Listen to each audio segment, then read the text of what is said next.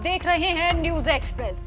तो यूपी में लगातार सीएम योगी की परेशानियां बढ़ती जा रही हैं और वहां दिल्ली से प्रधानमंत्री नरेंद्र मोदी और अमित शाह योगी आदित्यनाथ की परेशानियों में इजाफा करते ही जा रहे हैं।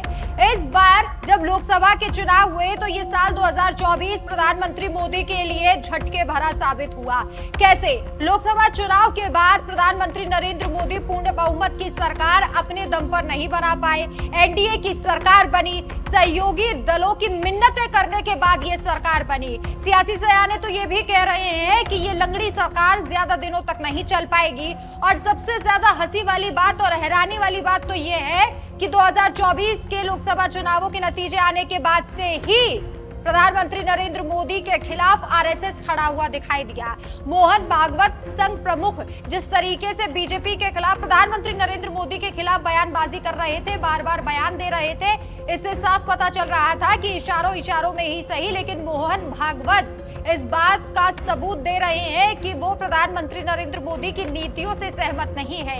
यहां तक कि जब प्रधानमंत्री के चुनाव की बात हो रही थी तब भी ये कहा जा रहा था कि संघ इस बात को मान रहा है कि प्रधानमंत्री खुद से ऊपर किसी को नहीं मानते, जबकि शिवराज सिंह चौहान का नाम भी आगे आ रहा था प्रधानमंत्री पद के लिए। और संघ भी चाहता था कि मध्य प्रदेश के पूर्व सीएम और अभी जो केंद्र में कृषि मंत्री हैं उनको प्रधानमंत्री का पद सौंप दिया जाए। और संघ भी चाहता था कि मोदी के चेहरे से उठकर कोई नया चेहरा, कोई अच्छा चेहरा, विशेष चेहरा जो है वो देश को मिले। खैर, जब ये बयानबाजी ज्यादा होने लगी तो सियासी सयाने कहने लगे कि हो सकता है कि संघ और बीजेपी के बीच जो आपसी टकराव है वो खुलकर सामने आए। ऐसी खबरें जब चली तो प्रधानमंत्री नरेंद्र मोदी ने, सूत्रों के हवाले से खबर है कि संघ से संपर्क साधा, मोहन भागवत से बातचीत की और उसके बाद जो बयानबाजी है वो अब कम नजर आने लगी है। लेकिन चुनौती यहीं खत्म नहीं हुई। योगी आदित्यनाथ को यूपी से हटाने की पुरजोर कोशिशें अमित शाह और प्रधानमंत्री नरेंद्र मोदी करते रहे।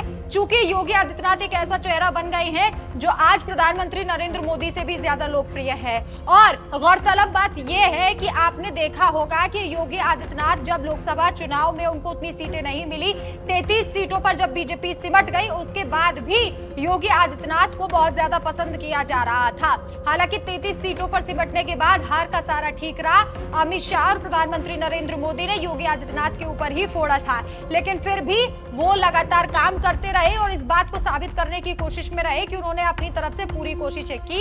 हालांकि 33 सीटें जो है वही योगी आदित्यनाथ को मिली, जबकि इस बार के लोकसभा चुनाव में अखिलेश यादव ने कमाल कर दिया और उनकी साइकिल ने सभी को रौंद दिया। और अब यह कहा जा रहा है कि अमित शाह, यानी कि गुजरात लॉबी के बाद अमित शाह और प्रधानमंत्री नरेंद्र मोदी के बाद अब योगी आदित्यनाथ के खिलाफ उनके विधायक भी हो गए हैं। यूपी का विधानसभा सत्र चल रहा है और इस सत्र में कई मुद्दे उठाए जा रहे हैं, लेकिन तब हैरानी की बात हुई जब योगी के ही विधायक उनके ही खिलाफ खड़े हुए नजर आए और इससे योगी बहुत ज्यादा परेशान भी नजर आए तो गुस्से में भी नजर आए।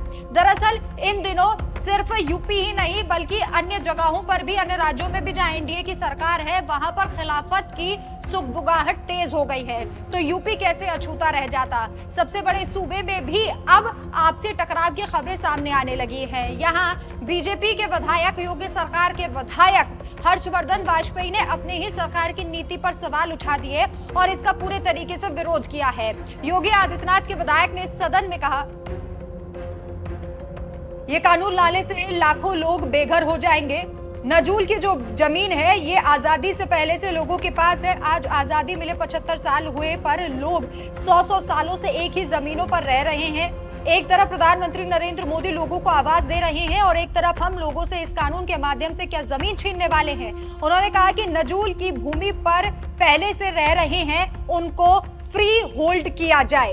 तर्क देते हुए उन्होंने कहा, प्रयागराज में उनके साथी विधायक सिद्धार्थनाथ सिंह, मंत्री नंद गोपाल गुप्ता नंदी के घरों के आसपास 100 मीटर के दायरे में कई ऐसे छोटे छोटे मकान हैं जहां लोग नजूल की जमीनों पर रहते हैं। अधिकारियों ने सरकार को गलत फीडबैक दिया है।